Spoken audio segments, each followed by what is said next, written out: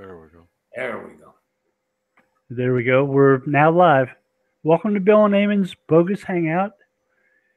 We've got somewhat of a crew already. Have everybody introduce themselves and tell us what they're up to. Doc? Doc Sheldon, Intrinsic Value SEO and Search News Central. And when Terry doesn't show up, I try to hold down the curmudgeon seat. But I always move to the left when he comes in.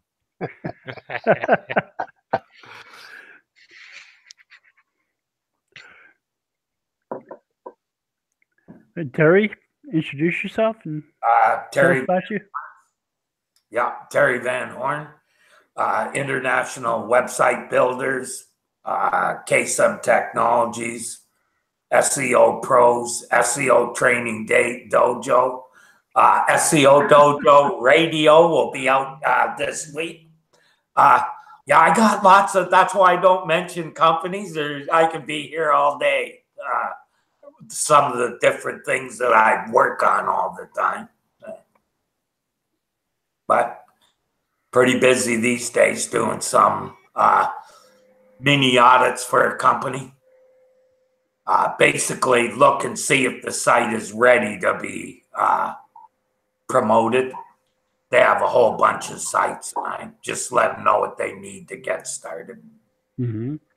Pretty quick, 2 or 3 hours per site. So you can pick up quite a bit in that time if you know what you're looking for, especially when all the sites are built by the same person. Mm-hmm. You kind of see the same mistakes on every site. Tim, introduce yourself. Boy, it's hard to follow that.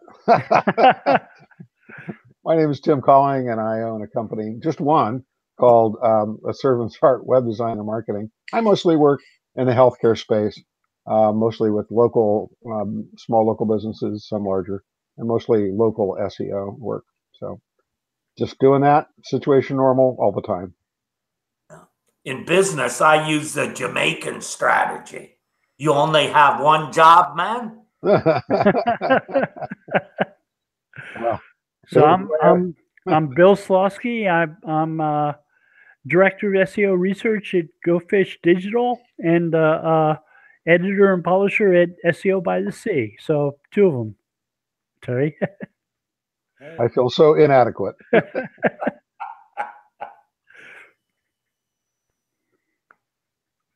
Mm-hmm. We were talking in the green room before we started today about local and services like Nextdoor, which I haven't seen people talk about as part of local search before. Have you guys seen discussion of Nextdoor and those types of searches? I haven't. In fact, I don't even remember how I got onto it. Somebody in our neighborhood had started a neighborhood group on there, and somehow or other I came across it and joined. But I haven't seen any talking about it at all on social media. I haven't seen it show up yet as a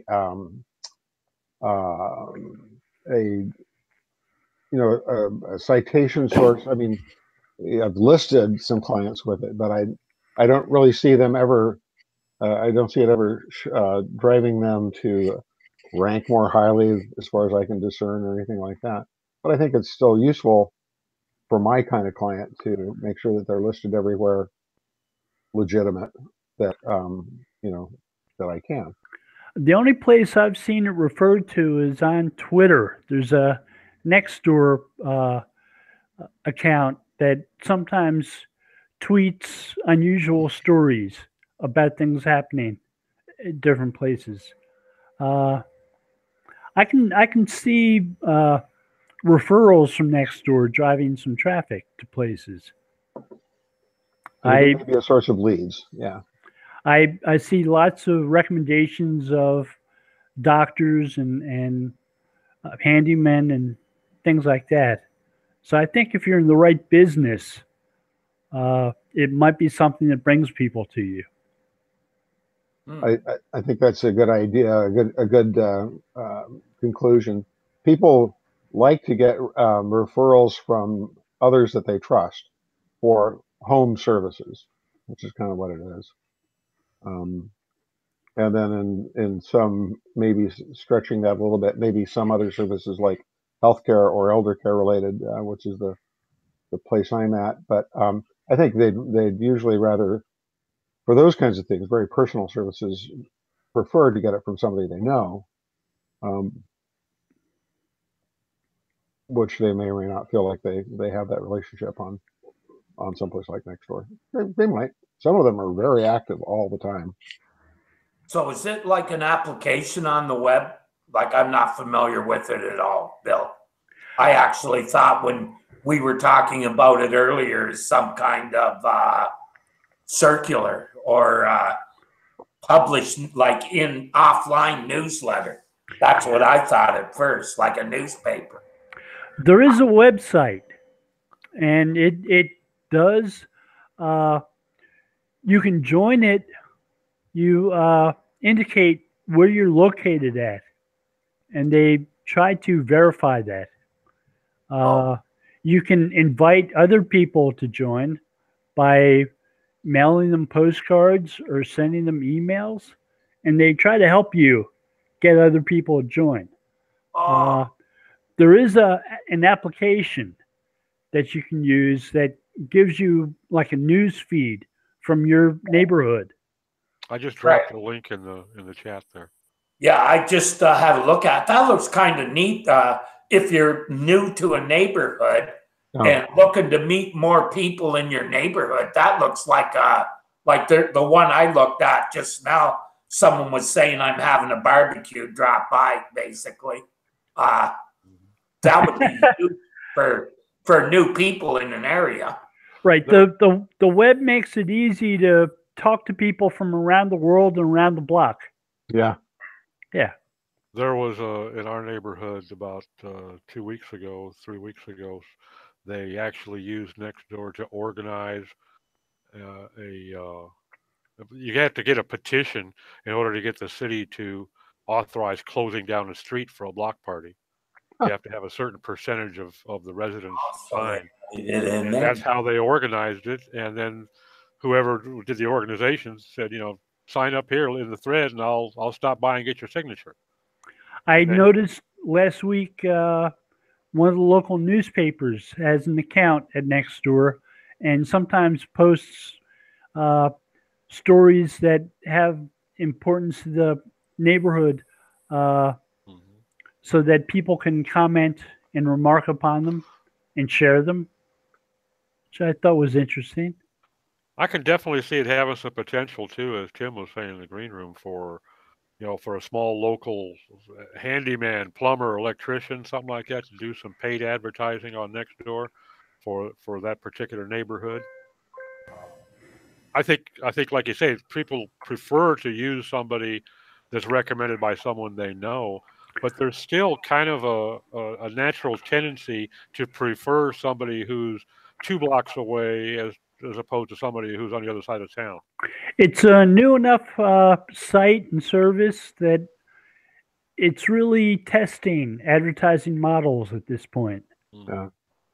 You can in a somewhat subtle way still promote your business. 2 weeks ago, I noticed that there was an event being posted and promoted by a local real estate brokerage, and they were able to do that because it was a free community shredding event. They would shred waste paper for free, and also take consumer electronic, disposal submission. So, like, here in California, you're not really supposed to throw your old computer in the trash or, your old electronics. And a lot of us, maybe older people like me, we tend to not just throw anything into the trash that has my name and address on it from, an ID theft point of concern. So I just throw anything like that, mail that I get in my shredding box, and then when one of these events comes up, I haul the box over the back of the car and shred it. So there are ways that a local business can have an event which ends up promoting itself along the way, even if it's kind of like a goodwill kind of a thing. They're building their brand. So that was interesting. Tell you another story. So I guess maybe I'm sort of ashamed to say I don't really know my neighbors very well. I think that's kind of typical here. Maybe I'm wrong. What are you're laughing at, Terry? I don't know the guy who lives upstairs, and I want to keep it like that. Yeah. So I learned. I mean, I've said hello to the neighbors, and there's a lady that moved in across the street from us about a year ago, and I said hello, and I met her and her two children. Well, she posted kind of her life story on Nextdoor, and I didn't realize that it was her at first.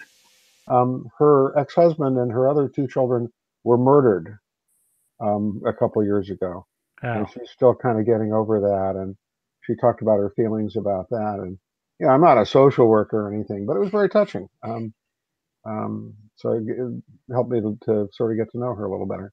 So anyway, I think from the point of citations, any site like that is organized and not spamming. In other words, it's legitimate, and they haven't let the user-generated content get out of hand. Probably a good place for citations. I agree. Anyway, if you're trying to build location prominence, and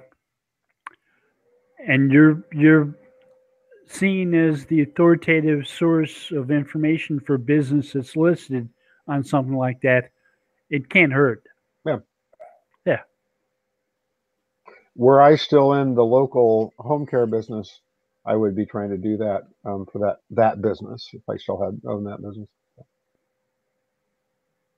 Yeah, see, and even to do for home care, if you still had a business where you had people, where it was good to have people come to your establishment, because I bet yours was A1. Get lots of business that way by holding events there. Then people, everyone knows someone our age who's looking for somewhere for their mother or their father. We're currently going through that with at least one of my parents, and it's hard work. It's not easy. She has dementia too, which makes it a little tougher too. Yeah, and so you know exactly what I'm talking about. I was saying, you really would prefer to have a recommendation, a referral from somebody that you know personally and that you trust. Yeah. It's a good thing to have all good reviews and all that online. That helps if you don't know anyone. But if you do know someone, you probably want to get that advice from them. So it's interesting. But if you've done a good enough job of subtly sharing your expertise someplace like Nextdoor, not in a promotional way, but just in a kind of a helpful way, helping others, then that's what I mean. There's an opportunity for that business in that capacity. Yeah. Which you might want to tell some of your clients now. Yeah, I've been having a conversation with them about some of these things, as you might imagine. So my clients, the biggest problem is a lot of them are one-man bands, local single owner businesses, and they're trying to wear all kinds of hats. So yeah. That Nextdoor is a novel approach. I take my hat off to them. Yep. I think that's smart. I didn't see a link on the page, and that is smart. You're not going to get the spammers if there's no way to benefit. That makes the moderation of it a lot easier. Yeah. Well, yeah, they've signed up local leads or captains or something they call it, neighborhood something, who, to one degree or another, are pretty good at being the spam cops too. They'll shut down people that they think are violating the TOS. So That's good. Yep, Steve would never do that. No. I came across it as a place to find out what's going on in my neighborhood rather than as a place to use to promote businesses. And it's useful in that way. Well, it can be. Like I was saying, I learned about a shredding event. I've been saving up for about 9 months to go be able to shred for free instead of having to pay for it. So, yeah. Dave turned me on to a place, Alignable. We talked about that earlier as well.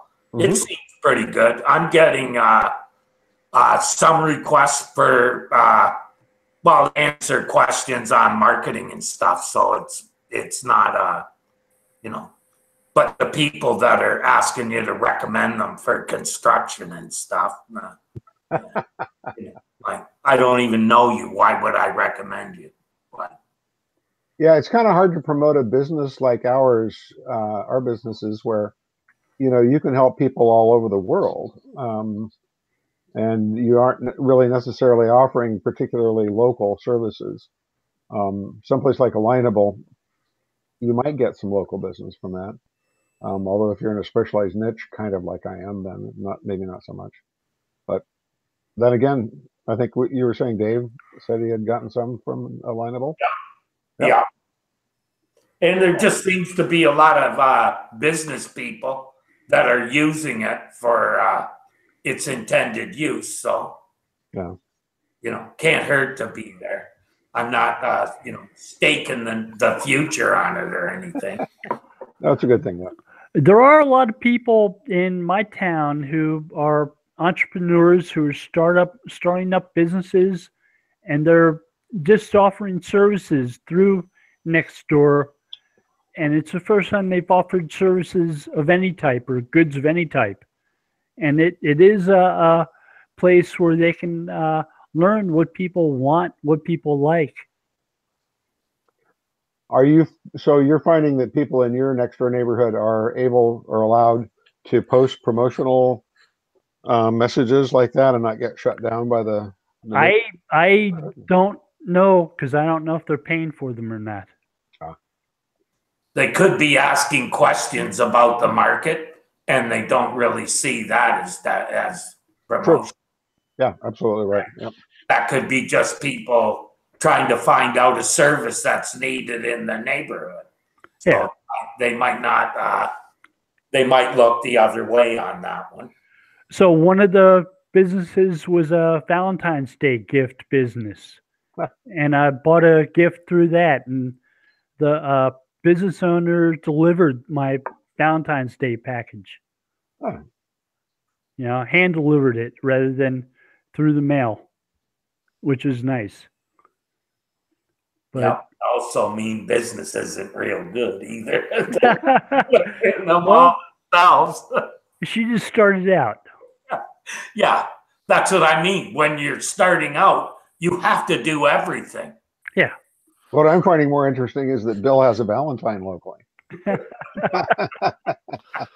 Well, and that's actually pretty smart too. In a smaller community where you can personally deliver stuff, now you just made another contact. You can leave a card with the recipient who may decide to use you next month or next year. They will talk about you favorably then, like Bill just did. So yeah, that's interesting. Who this reminds me of is what is Edible Arrangements? Is that the one that does the fruit gifts? Yeah. They used to be pretty good for gifts and that kind of thing. This is completely off of SEO now, but one time I got a call on my cell phone from this guy trying to deliver a gift to my wife from our oldest grandson and his wife. And we were eating at a restaurant at a sushi place. And he said, well, can I bring it over? And I said, well, sure. He delivered it to us, to my wife at the restaurant, and even sang a little song that he was supposed to sing. I wasn't the owner, but when I was working for a pajama company, and one of our biggest competitors was Pajamagram. Oh yeah, yeah. They did it more or less the same thing as what you're talking about with pajamas. They showed up in pajamas and sang to you? No, they brought pajamas in box.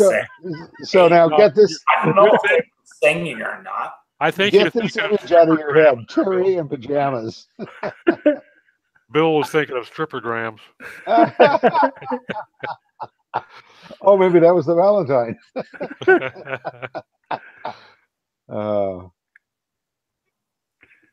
You guys that do all these consumer goods things, you have a lot more fun, it sounds like.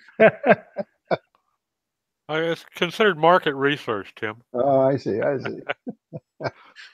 gonna make me blush. So I've been enjoying actually using services from some of the companies I'm working with. Took a bunch of photos last week, and a company I was doing an audit for will print those out and mail them to you, it was nice getting a package from them of pictures I took. There's some neat services for that. Saw it on Shark Tank. I forget the name of it. Puts them in a book. Okay, Steve, are you echoing? Yeah. Am I? Might be.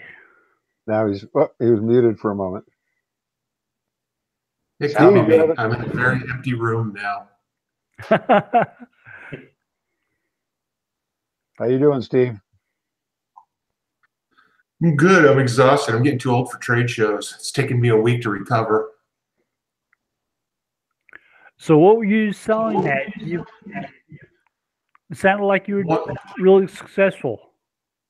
Yeah, I have a business coaching client up in Indiana who does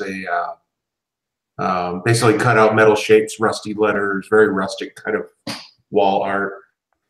And he wanted to do a trade show, but had never done one. And I've done more than I care to remember. So I volunteered to meet him in Atlanta and work the show with him to help him get through. And we were the hit of the show. It was awesome.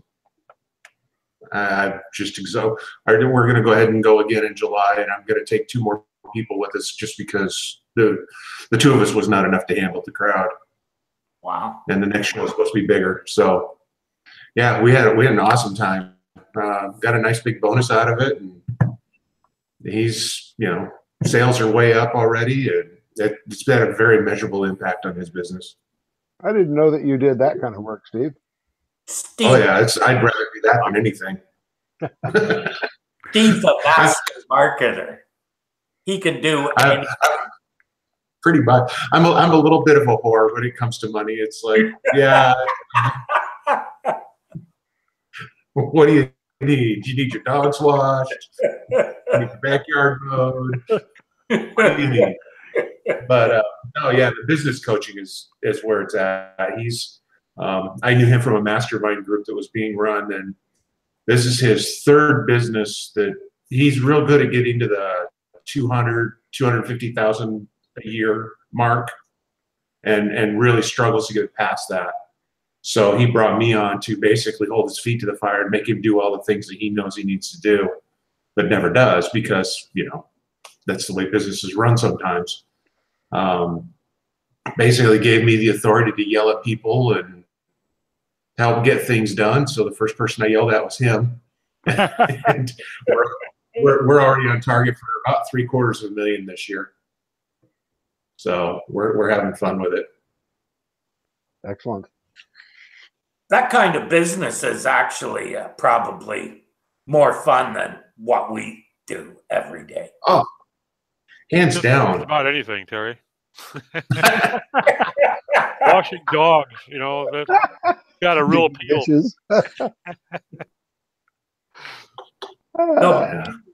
Dan Thies, that's what he does more these days, is more like a business coach than SEO or whatever. he looks at the whole business.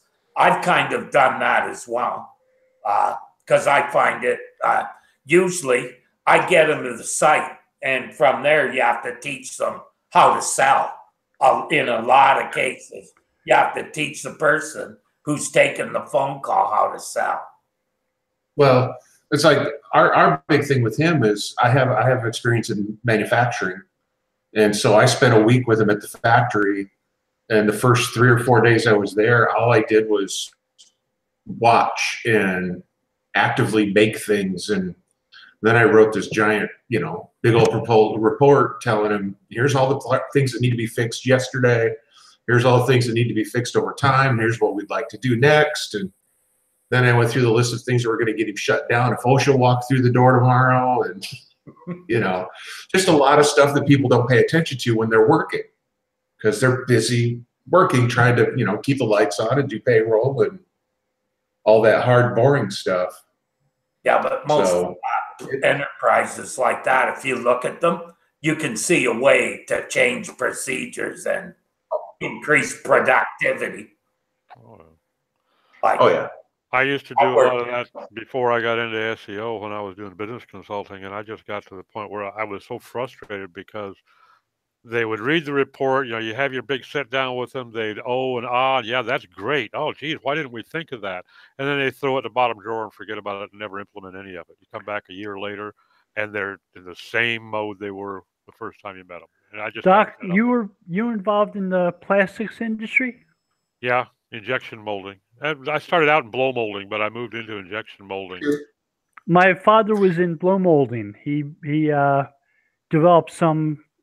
It was interesting watching going to his factory and watching how he did things, because he was innovative. He was the first person to hook up all the different parts of a blow molder to a central processing unit. So you had one place to stand at where you could change pressures and heat and flow of plastic to a machine. It was smart. He was able to change the colors on a product run within 4 minutes, which is really fast. Yeah, as long as you don't have to pull the screw and clean the barrel, get rid of the residue, which Right. you usually have to, especially if you're going to clear. Most of what we did in blow molding was clear stuff, or a lot of them were white. Okay, either one. If you get any burn, then you're getting all kinds of carbon showing up, or if you had any color, you didn't get the screw totally clean, you're going to get an occasional blue or green streak in a clear or a white bottle, and then you got 40 bottles that got to go right back into the trash. You got to cut out the contaminant and then run them through regrind. And he was selling machines too, and I remember us stopping at the Marx Brothers toy factory, and them trying to get him to sell the machine to make plastic tires, and he said, "Why don't you make the whole thing out of plastic?" And they did. They came out with the big wheel, which they sold a ton of. Oh wow! I had one of those. Yeah. My grandchildren have some of those. My great grandchildren have some of those. Everybody had one of them. Yeah. Right. He was working with some interesting people. He worked with Coleco too, who they did ColecoVision, but they also did Beanie Babies. Oh God, that was a money maker. For a while. Beanie Babies was a huge money maker. What were the babies? Some type of babies? Yeah, they made toys too. Like Yeah. The Cabbage Patch was. Yeah, they did Cabbage Patch. Yeah. My father was really popular in our family during Christmas time because he was a guy to go to for those gifts that people hadn't gotten yet. Like, you need Cabbage Patch dolls? I can talk to the guy who owns the company. And he would. I remember there was, I guess it was the first year those were available. Both my daughters wanted them, and they were impossible to find at Christmas time. Yeah. The only manufacturing I've ever been involved with was chemical manufacturing. I was CFO for a small chemical manufacturer for 10 years. Everything we worked with was just completely harmful and deadly. And it was very exciting. Things that would catch on fire on exposure to air.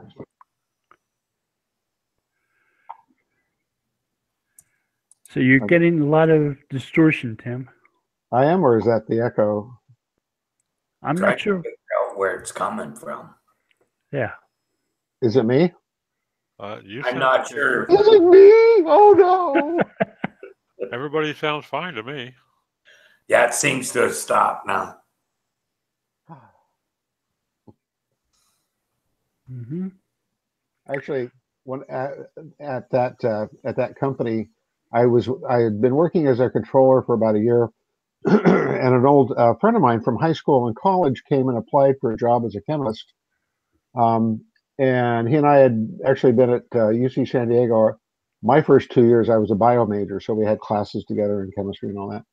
And after he learned what kind of products we made, he decided to decline our offer. He said, "I don't want any part of what you guys work on." Very scary stuff. They're still in Carlsbad, by the way, that company. So. Okay. Some interesting companies here. I like all the gaming companies that are here. Yeah, a lot.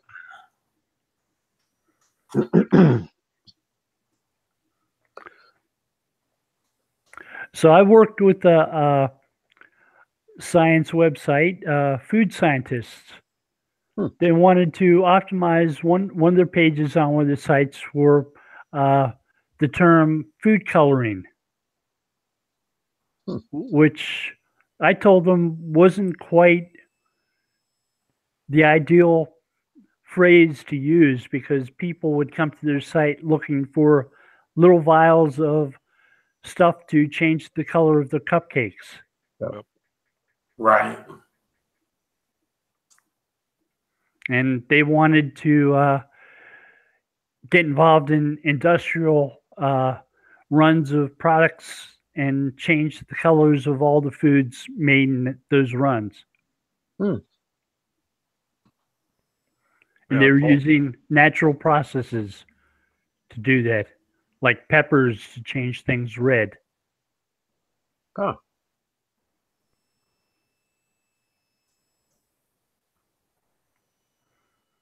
Well, that brought the conversation to a standstill.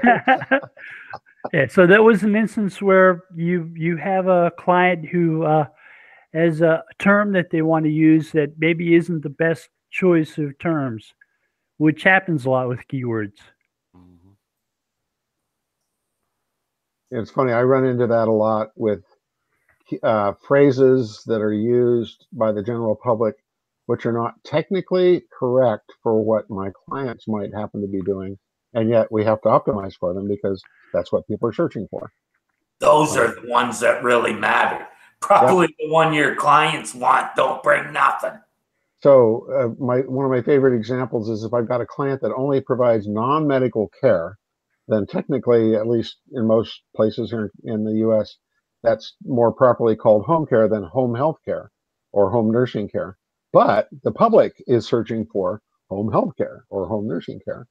And it's just interesting. My clients don't really argue over, optimizing for home health care then under those circumstances, but it's just funny. Yeah. Check out. People now almost use co-working as to mean almost frickin' anything. Yeah, another good example. Co-working. There is no real answer for it. In fact, this weekend I found a definition for it that actually made sense. And it was basically said, it's office space where you're charged for a membership, not by the desk. I've heard it referred to as office space as a service. Ooh. More often called serviced offices now. Well, office space as a service could include places like Regis and things like that too. That is, they're called the client I'm working with has been in business for 35 years. No, longer than that. 1980. What's that? 39 years. Yeah. And they've said that the keywords that they would use when they first came online are not even keywords anymore. They don't the world changed. The any world changes traffic at all. Yeah. One of the arts in marketing and in life in general is watching out for change and anticipating it and adapting. Right? So I found it's like understanding the audience and watching the audience, not the keywords, because the audience is actually the ones who are changing. That's where the change is coming from. Yeah, and it's also pushed now by people not wanting conventional offices at all. Like for people that are coming into the workforce now, the younger people, they do not want to work in a conventional office at all. It's and that's really starting to push where corporations are now thinking that remote or the kind of office space we're offering is what they should be using, so that their employees can go almost anywhere to go to work. So people have talked about disruptive services like Uber as a taxi service that has no cars, and Airbnb is a hotel service that has no hotels. So I guess having an office space or an office that has no office space makes sense. Yeah, what it is all of those are shared services. The people are sharing the vehicle to provide the service, or sharing it. So in offices, we're sharing space. Uber, people are using their car for their own use and as a taxi. And Airbnb, they're renting out their apartment when they're not using it. And I'm liking DoorDash and Uber Eats as places I can get food that don't cook it. Yeah. Are those working for you? I've never tried them. They're convenient. Yeah. And sometimes, depending on which place you choose, they're really good. More the restaurant than the service, probably. Right. So some restaurants wouldn't be in business probably without the additional income from a DoorDash or an Uber Eats. It's providing them clients beyond their ability to let all those people park or wait upon all those people. Huh. Interesting. And probably, you know what? That's actually interesting because it lets them still charge full retail, even though they're not paying for all the services, the waitering and all that. So. And places like San Francisco, they're experimenting with robot delivery. Well, have you ever been in San Francisco? Yeah. Yeah. It's like driving a car in San Francisco is its own punishment. So kind of like New York City, yeah. Or DC is the same way. Yeah. Oh, DC is frightening. Oh. Well, it is getting expanded too. Like I read this again. I've been doing some reading on this, and one of the newest office space things is restaurants are letting people use their premises when they're not open. Ah. So, in other words, it's and quite often there's people there that they could still serve drinks and all kinds of stuff. There's always someone there, just they're not cooking anything, they're prepping. So we'd have downtime between 2 and 5 every day, or 2 and 4 roughly every day. That's when the shifts change, and that's generally you're doing prep then, and the restaurants closed. So they're making it available for use for things like corporate meetings or private parties, that sort of thing? Just less people going in, and being able to providing Wi-Fi so they can work. I bet Wi-Fi is a big factor. Yeah, it's not huge yet, but I can see that expanding, and I can see where large companies like there's a large REIT, real estate investment trust here in Toronto called Brookfield that bought part of Regis. So they're looking forward to converting some of their property into being business centers. And they see that the corporations are starting to look at it and say, well, why do we need to rent real estate? Why do we need to pay for the waiting area, the lunchroom, the reception area? Why would we pay for that when we can use this other product and get the same thing with a lot lower costs? And they're actually finding that their workers are more engaged because of they're not working within their own company. They're kind of gaining new business opportunities, meeting new people, networking, etc. I can see this really growing to where conventional office space is not the mainstream. It's actually less people using that. And there are potentially ways to market to other businesses within a working space, a shared working space. It's quite possible that you might want to partner up or collaborate with somebody else you're sharing someplace with.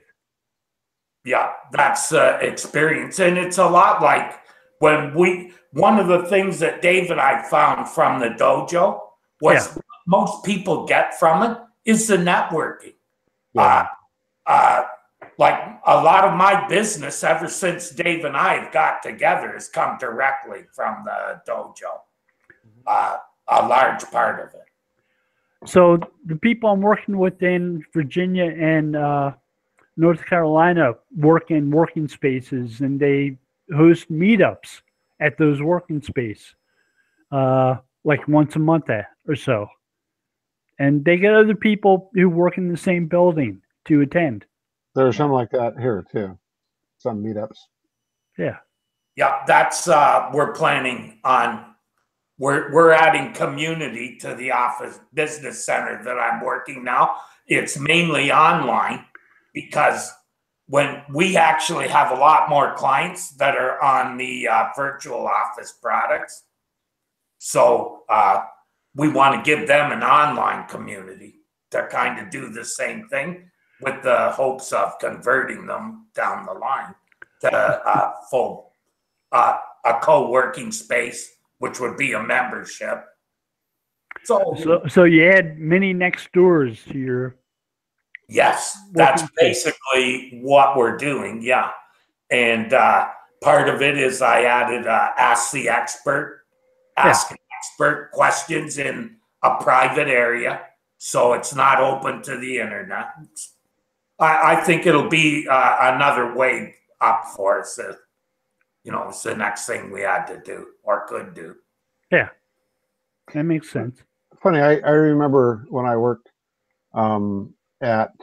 especially when I worked at Ariba software company back around 2000 to 2003. We had some people who worked from home 1 or 2 days a week. That was one of the perks there. And I remember as a manager being frustrated that my whole team wasn't there all the time, so I couldn't just go to them and ask them questions when I needed to. And those turkeys often didn't answer their phones if I called them at home. You needed Slack. I guess so. Maybe back in those days, or Zoom or something. I actually find that I like, this may be more with my clients, but I can do almost all my client meetings now with Zoom and have video because you can see the person and see their expression and a little bit more personal. And you got a record of it. If you want, yeah. Well, it'll automatically record and give you separate audio and video. Yeah, I don't usually record most of my client meetings, but yeah, you could. I just don't do it a lot of the time. But yeah, so I might feel differently about it now if I were still, a software manager or an engineering manager. I think you'd have to, because in the tech industry, if like now, I won't go and work in an office. Why would I do that? There's no need for it.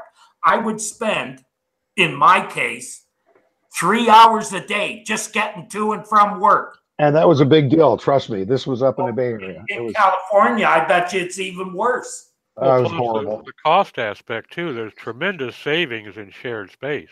There is. Yeah. You don't have, you just eliminate so much overhead. Well, also, you're not on a lease. Most of those places you can get out in a month. Yeah. So you don't have the worry of, oh, geez, if my business gets slow, how am I going to pay for all this office space? One of the worst things. Rent and utilities and insurance and all that overhead. Occupancy and especially the long-term nature of a lease. Those are just awful things for a new business. So. Well, also think of it as if you're a business like when I started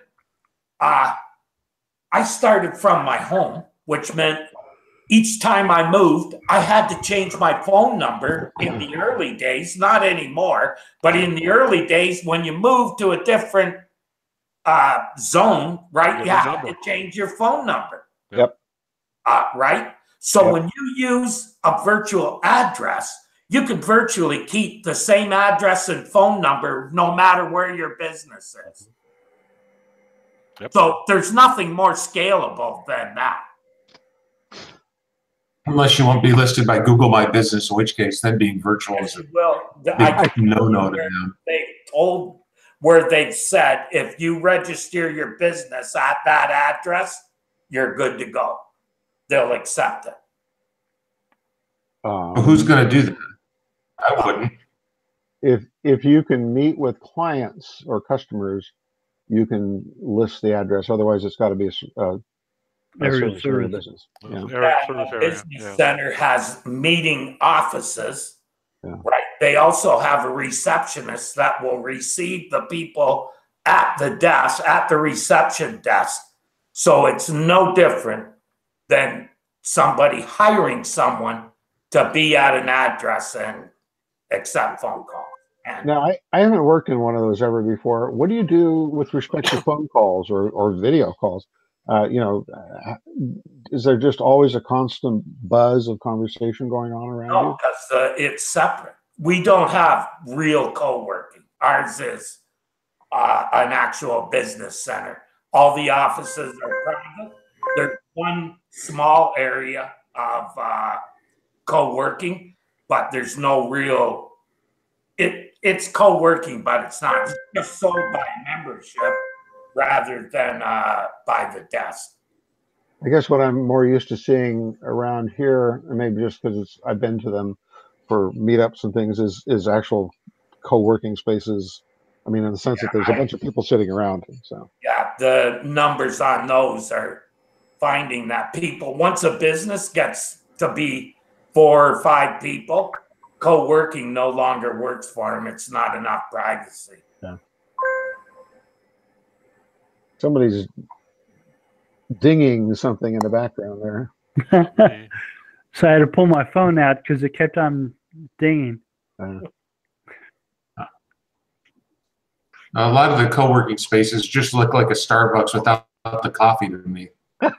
Or the coffee's free. Well, also think about it. If your client shows up at your door, walks in, says this guy's running his business, some of them look like a bar.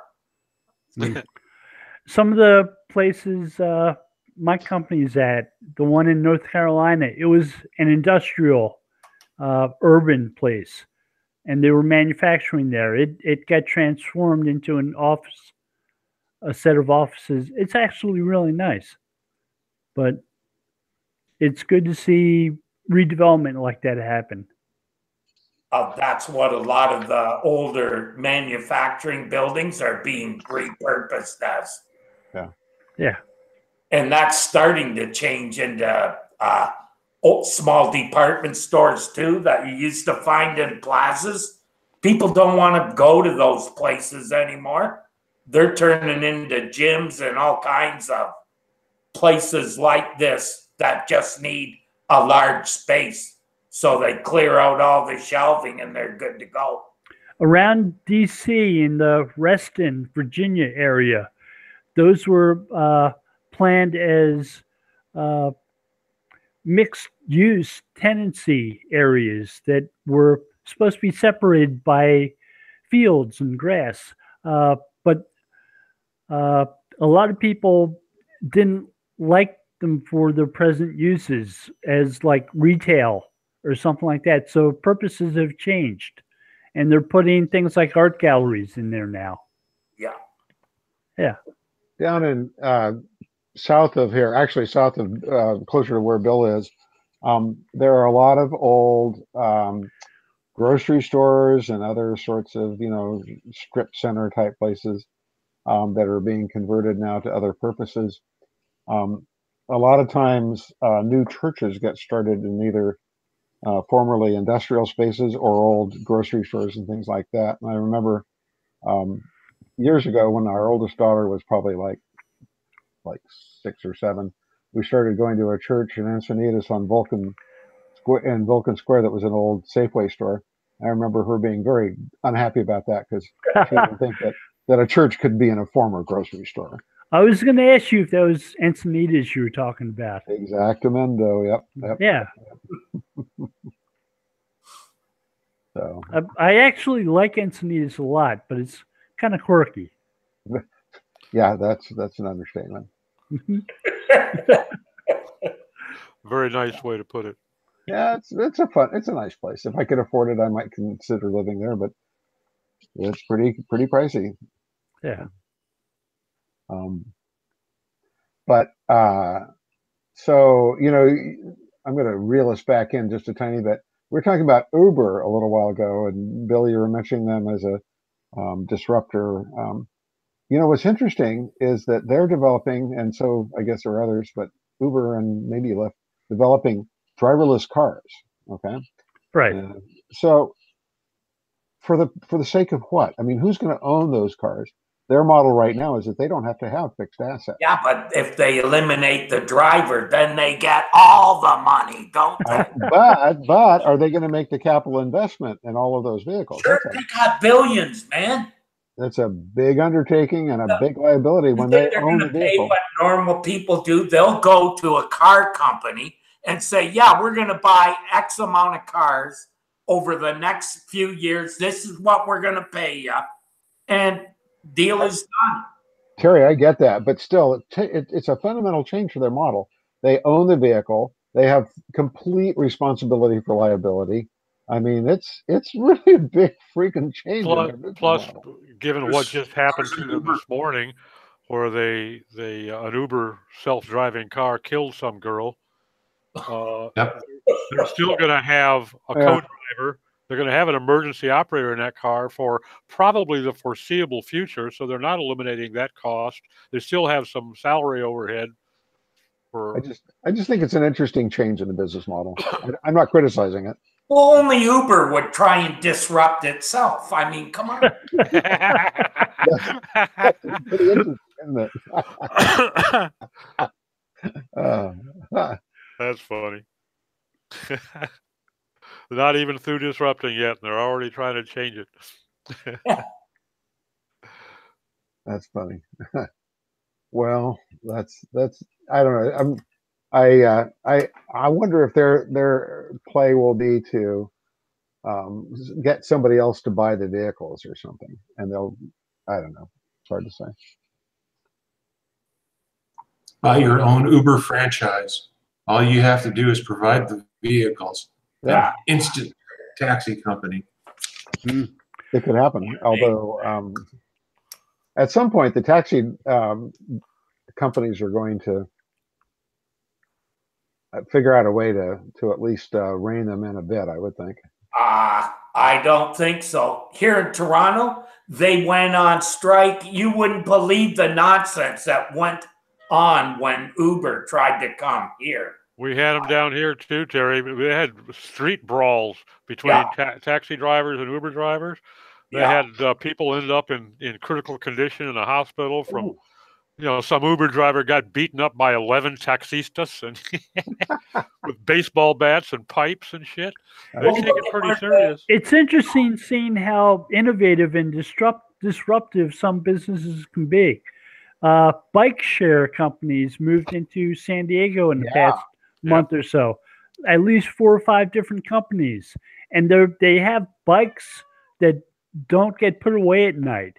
You just leave them on the street, on the sidewalk, and you can use an app to open them to ride them. Are they locked somehow? They can be locked so that they don't move. The wheels don't turn, and so on. And you unlock them by using an app.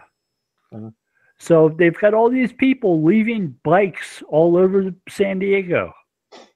Oh, yeah, that'd be. There's a similar company here in Toronto, but they have their own bike racks in the central areas downtown. Yeah. This is like 4 or 5 different companies. I'm just amazed that those don't all end up competitors. in Tijuana. Yeah. Give it time, Tim. Well, it kind of works here because you have to, a lot of people take the commuter train or the subway into the core, and then you got to walk. Some people would rather rent a bike and just leave it here and then take the train back home. That probably works for some people, but. Okay, we're getting to the top of the hour. Yep. Have everybody go around and tell us, leave us with 1 point for the week, one thing to think about. Doc? Well, I'm going to beat my old drum here I've been talking about the last couple of weeks, man. May 25th is GDPR Day, and if you're doing any kind of data collection or processing with anybody in EU, and you haven't already got yourself in line, I strongly suggest you dig into it quick, because it's some substantial teeth in that regulation.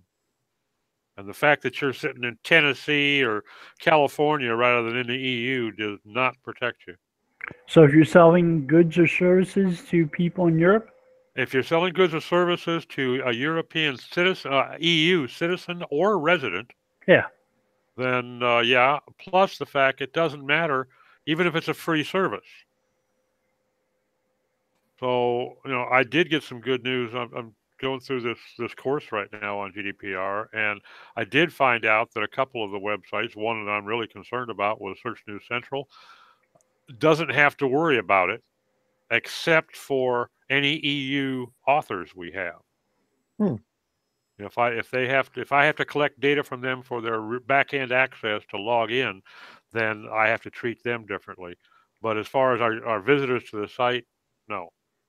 Even if I'm using a cookie, I don't have to, and I'm not. But even if I was using a cookie, I don't necessarily have to worry about GDPR, which I thought initially that I was going to have to. But it's a very complex regulation, and it's worth looking at because the time is running out. Mm-hmm. That's Steve? what I'm working on. Steve? Well, I'm putting together an article on how to block people from the EU from coming to your website. I just wrote that down.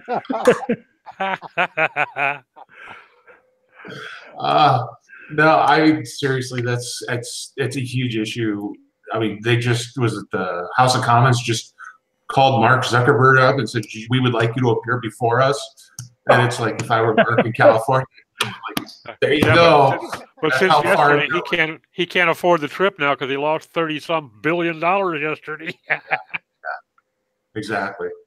No, the big thing for me this week is it's that time of year where a lot of people are looking at ways of opening up their business and getting ready for their next big push before everybody has to settle in for the Christmas grind. Every year we find ourselves planning for Christmas earlier and earlier. And here we are in March, I'm already getting contacted by clients. What do we need to do to get everything in place leading up to Christmas instead of getting that phone call the week before Thanksgiving? So try to plan your years out a little further in advance. If you're flying by the seat of your pants and you're doing e-commerce, good luck. But you've got to spend more time doing planning. I went to a shopping mall last week, and 90% of the stores in it were closed. And I'm saying, it's good it's March and not December. Yeah. Because It's tough.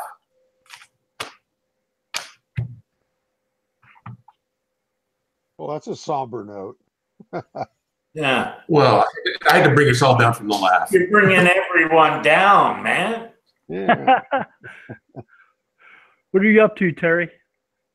Well, I'm going to begin to put the close to 300 podcasts that Steve and I and Dave have done onto a site that's just for those podcasts.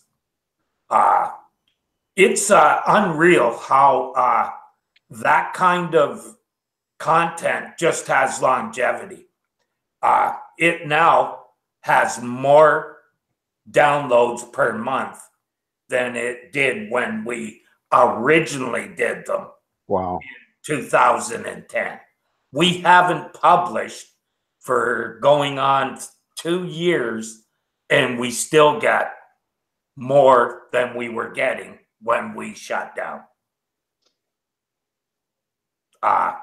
That's why we're opening back up again. We're starting the shows again. I'm actually gonna find some sponsors, and I'm gonna put some donation stuff up on the site. Just because I think we didn't monetize it and we should have. Steve, checks in the mail, man. That'd be the same check Dave sent me, right? For the same amount. Hey, Tim? Clearly, I'm going out and signing up all my clients for Alignable and Nextdoor, right? So, no, let's see, what am I doing? Oh, actually, I have an interesting project coming up. I've got my biggest client wants to begin planning a site redesign. And that'll be interesting. They've got 5 locations, couple thousand employees, couple thousand customers, which in my industry is a pretty big deal. And they've got a site that's not bad, but it's due. So that'll be interesting. We're starting to look at design choices. So keeps me busy. Hmm. That's it. It sounds like fun. I'm working on a follow-up to an audit about why a site has lost some traffic, which can be challenging sometimes because I'm not sure the analytics I'm looking at reflect that loss. But they're the ones who lived through it and experienced it, so I'll take their word. What we said about language changing earlier this podcast, I think maybe is partially to blame. People change the way they search for things. They use different words. Sounds like an interesting project. Yeah. Sometimes it's a change by Google too. That when they personalize search, that's when the office-based company hired me because they lost all their traffic from the United States, and nobody could figure out where the traffic went. So I started out by auditing it and figuring out, well, here's where you lost it. So that was triggered by personalization. Yep. Where they rank for all kinds of things in the United States. Yeah. They stopped. As it became more local, it got worse. As Google localized the search, yeah, it got worse progressively. But it started with personalization. So personalization or localization? Same deal, kinda.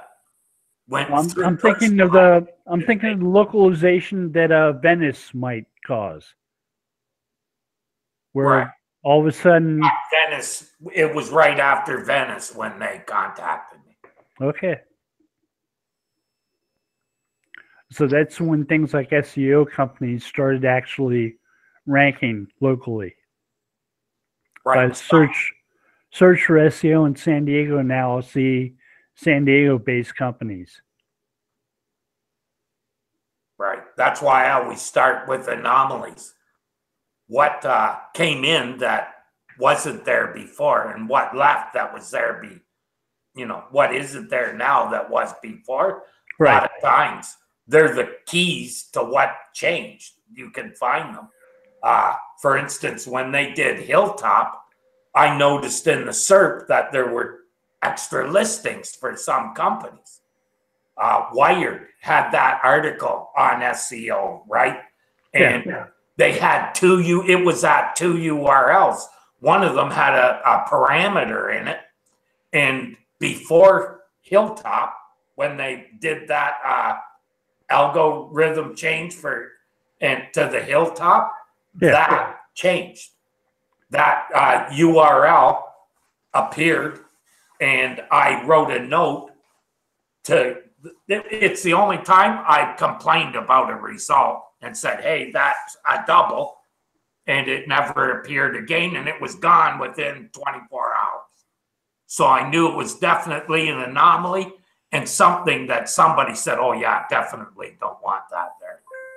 Because it was an exact duplicate of the same URL that was in the top 5 for a very good SEO keyword.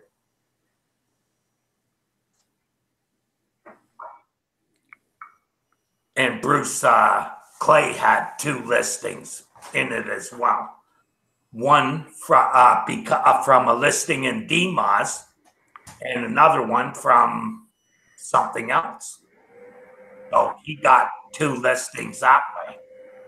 And both of those were gone soon after they showed up. And every time they did a dance after, those 2 URLs showed up and then were gone. So that's how I know when they were doing an update. So they were being filtered out. Yes, after the fact. In other words, there's nothing they could do about it, but it was something they cleaned up afterwards, kind of. Yeah.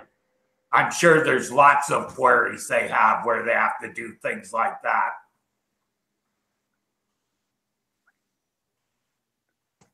I'm sure you're right. Well, that's our time, everybody.